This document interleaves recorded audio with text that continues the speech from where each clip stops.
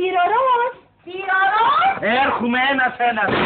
Σιγά κυρία Καλιακούδα, θα με σκοτώσετε δε. Πολύ ωραία πάρ' την αυτήν εδώ. Επειδή θα λείψω μια-δυο μέρες θα μου την προσέχεις. Την άτρα. Στις 8 το πρωί θα την ποτίζεις, 2 με 4 θα την βγάλεις στον ήλιο. Το 8 με 10 σινεμά ξέρω, στο καλό να πάτε. Άλλος. Πολύ ωραία να πας αυτά στο κατάστημα δίπλα από τα γόσα και να πεις γιατί δεν μιλάει το ένα εξ αυτών. Το ένα εξ αυτών δεν ομιλεί.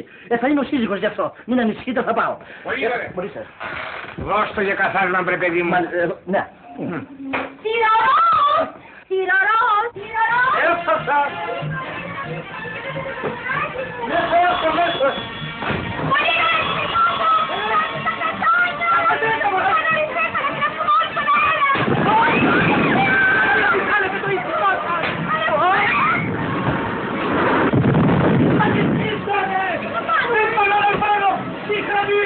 Φωνάξτε που να το έχει υπηρεσία!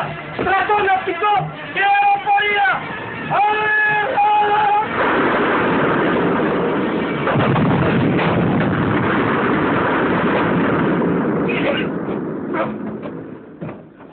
Κύριε διαχειριστά!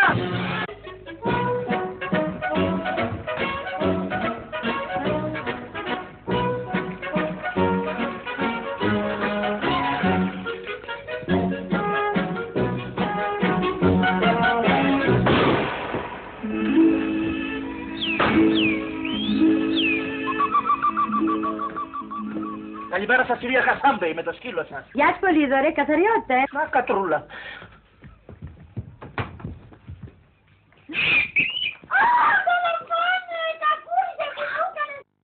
Κυρία Χασάμπεϊ, μη φωνάζετε, να μάθει να σέβεται τον κόπο του άλλου. Θα σε κανονίσω εγώ στην πρώτη συνέντευξη που θα γίνει. Μη φωνάζετε, μωρέ, θα το κεράσω εγώ σουβλάκι με φόλα που θα πάρει καπνός. Άντε πάλι απ' την αρχή. Αν χαθείτε κούρδι εδώ μέσα.